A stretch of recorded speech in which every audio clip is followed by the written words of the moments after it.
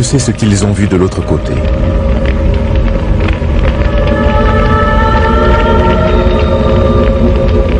Ceux qui sont allés jusqu'au bord du précipice pour revenir ensuite décrivent leur peur, leur souffrance et des fleuves de feu. Ils parlent des visages hideux des damnés et des plaintes lugubres des âmes égarées.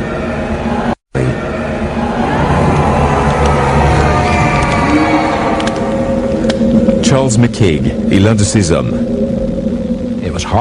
C'était horrible. C'était tout simplement incroyable. L'infirmière m'a dit que mes cheveux étaient tout hérissés et mes pupilles dilatées. Tous ceux qui étaient là savaient que j'étais terrifié.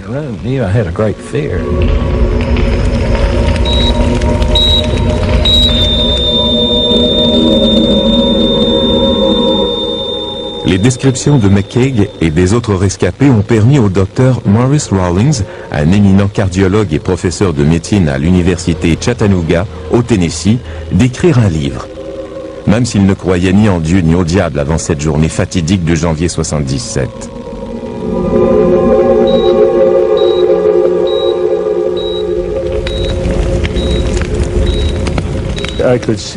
Je voyais bien qu'il s'agissait d'expériences infernales et je sentais la présence de Jésus-Christ ou l'influence d'un esprit divin dans la pièce.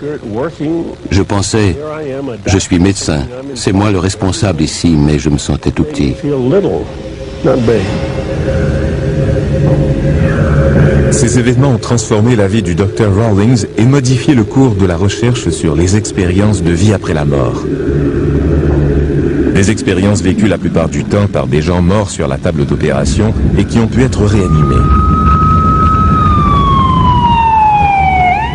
Aux États-Unis, 11 millions d'individus ont rapporté avoir vu le fameux tunnel de lumière au moment de leur mort clinique.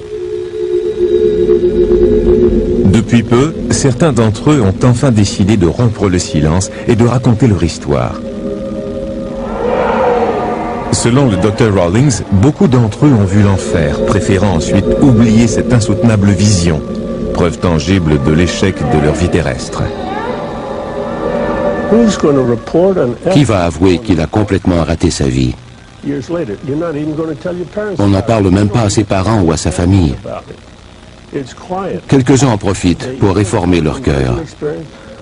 D'autres subliment cette expérience négative ou doivent l'enfouir dans leur mémoire pour arriver à la tolérer.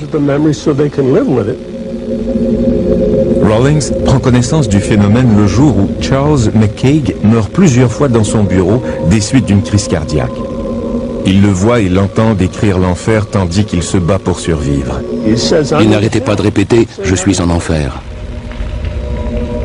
McCaig n'est pas la seule victime. Quand on leur demande des détails au sujet de leur mort clinique, d'autres rescapés décrivent des scènes macabres, hideuses, rappelant les images sataniques imaginées par les grands peintres de l'histoire. La vision des 4 fleuves de feu du Satan brossés par Giotto au XIVe siècle leur est commune, tout comme des descriptions semblables au Satan bestial de Francesco Traini. La plupart d'entre eux avaient l'impression de flotter au-dessus de scènes infernales où les flammes léchaient les corps nus des damnés, pressés l'un contre l'autre comme dans une fresque de Signorelli.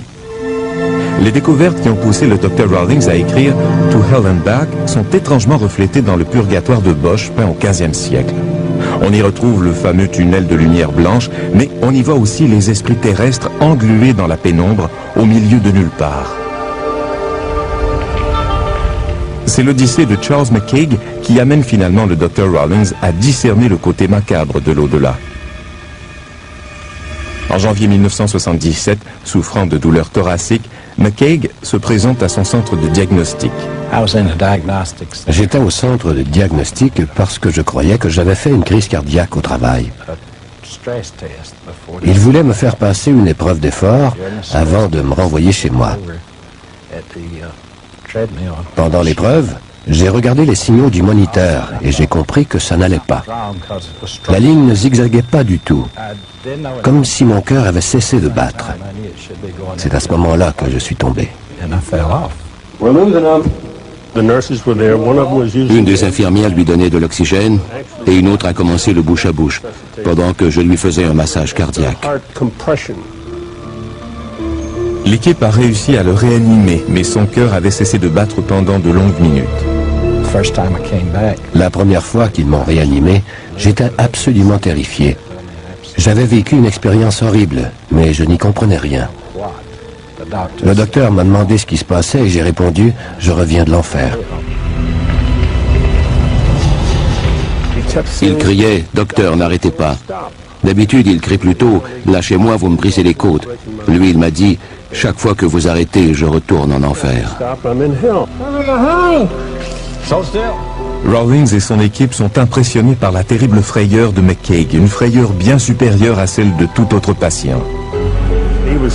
Il se débattait. Il disait voir les feux de l'enfer, des démons, des êtres qui le pourchassaient. Et il répétait « Je suis en enfer, priez pour moi ».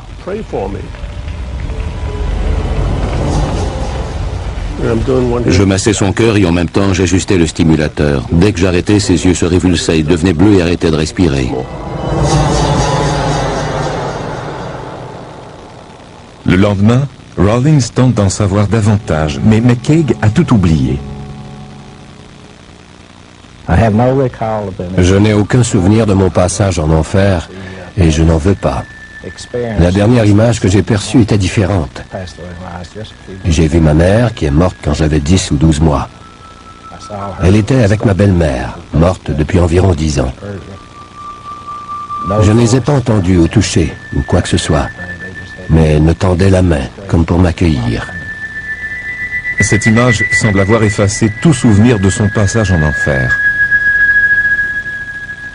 La raison pour laquelle très peu de patients réanimés in extremis racontent leur séjour en enfer est évidente, selon le Dr Rawlings. Qu'aviez-vous fait pour mériter l'enfer? Un homme, Ron Reagan, a raconté l'incroyable histoire de son voyage en enfer et a révélé pourquoi il méritait ce terrible sort.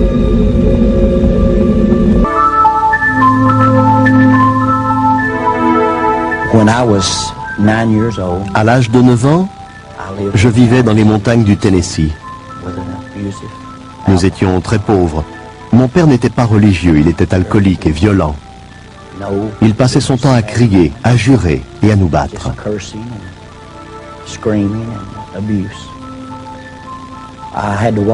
Pour aller à l'école, je devais attraper l'autobus scolaire qui passait à 5 km de chez nous.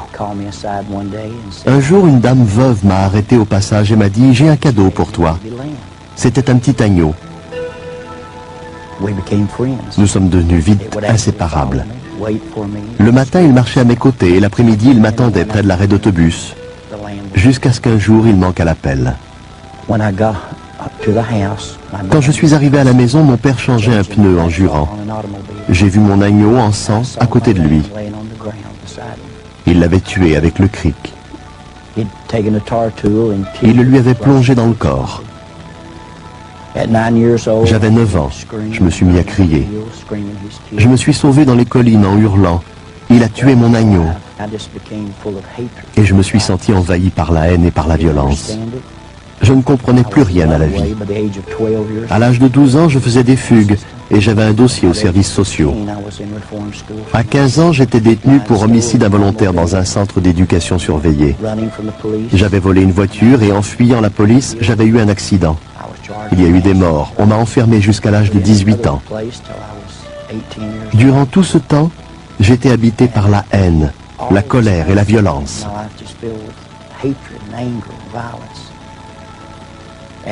Entre-temps, j'ai tout de même fait la connaissance d'une jeune fille, Hélène. Personne ne voulait de moi à cause de mon caractère violent. Mais elle aperçut un autre aspect de moi. Et en 1964, nous nous sommes mariés. Elle avait 15 ans et moi 17. Nous n'avions pas d'argent, pas de travail, nulle part où habiter. Alors nous sommes partis à l'aventure. Nous dévalisions les débits de boissons et les stations-service en jouant à Bonnie and Clyde, je suppose. Peu après, ma vie sombrait dans la drogue et l'alcool.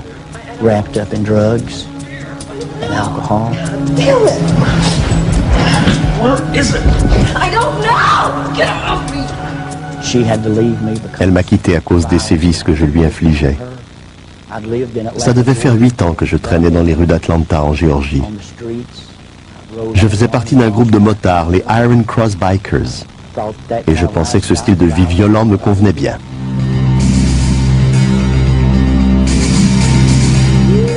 Grandma! Grandma! Come on. Come on. Get this way, get this way, get this way! Come on, come on. Yeah, I know. Grandma!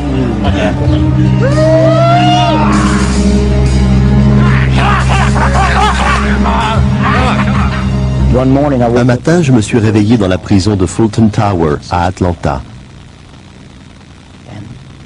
Ils m'ont dit, on n'en finit pas de t'arrêter pour coups, blessures et usage illégal d'une arme à feu. On a décidé de t'interroger au sujet des meurtres qui ont eu lieu ici, à Atlanta. Je ne savais même pas si j'étais coupable. Je ne me souvenais de rien, j'avais pris trop de drogue.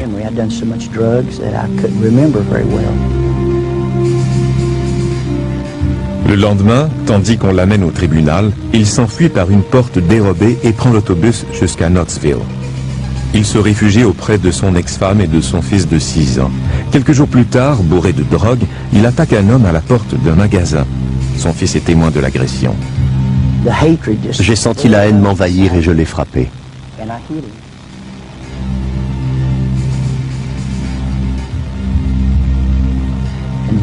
Il s'est relevé en tenant un tesson de bouteille et il s'est mis à me poignarder. J'ai levé mon bras gauche pour me protéger le visage et il m'a atteint au bras, tranchant le biceps, les ligaments et l'artère principale. Ensuite, il a tranché l'artère de ma jambe et le commerçant m'a dit « Il faut aller à l'hôpital tout de suite, vous allez saigner à mort ». Mon fils était là. Il n'avait que 5 ou 6 ans et il était bouleversé.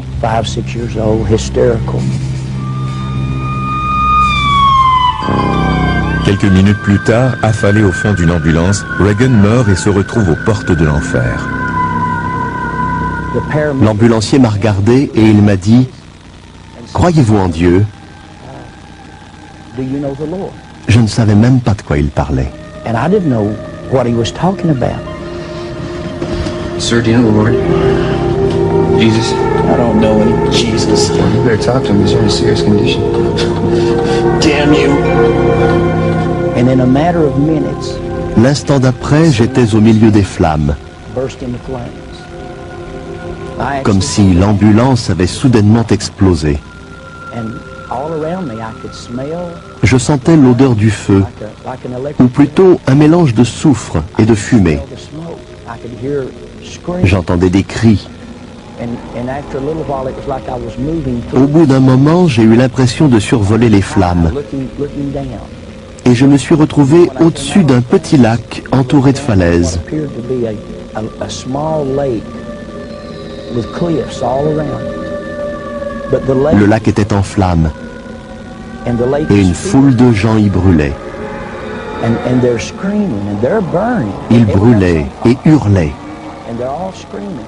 And then Tout à coup, leurs visages se sont rapprochés et j'en ai reconnu quelques-uns. start coming close to me, and I recognize some of them. I see ones that have died. Certains d'entre eux étaient morts d'une surdose ou avaient pris le volant un soir d'ivresse. Robbery. Some that have D'autres avaient été tués durant un vol à main armée ou au cours d'une bagarre. some that have Ils criaient tous mon nom. and they're all screaming. Ronnie, ne viens pas. Ronnie, don't come here. Tu ne pourras plus repartir. And I hear this, and Je les entendais, je respirais cette odeur, I don't understand. mais je ne comprenais rien. Je ne connaissais pas encore la peur. Ma vie était remplie de violence et de haine. On m'avait tiré dessus, on m'avait poignardé, mais je n'avais jamais eu peur. À ce moment-là, j'ai sombré dans l'inconscience. Pendant des heures, des jours, des semaines, j'ai été incapable d'oublier cette vision. En sortant de l'hôpital, je me suis saoulé. J'ai pris de la drogue. Mais ça n'a servi à rien. Je n'arrivais pas à oublier. Dès que j'éteignais les lumières, je revoyais cet horrible spectacle.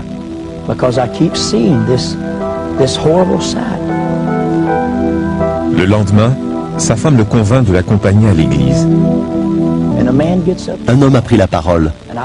Je ne connais rien à la religion, Mais il s'est mis à lire l'Évangile selon Saint Jean, chapitre 1, verset 29. Voici l'agneau de Dieu qui ôte le péché du monde. Il aurait pu lire n'importe quoi d'autre et je n'y aurais rien compris. Mais quand il a dit ça, je me suis souvenu de mon agneau. Il a dit, Jésus est l'agneau de Dieu et il est mort pour racheter les péchés de l'humanité et nous sauver de l'enfer. Il s'est mis à décrire l'enfer et je me suis dit, c'est ce que j'ai vu. Quelqu'un m'explique enfin ma vision. On ne m'avait pas appris à prier. J'étais impie. Mais j'ai dit, mon Dieu, si vous existez, si Jésus existe, et que vous essayez de communiquer avec moi, par pitié, tuez-moi ou guérissez mon âme.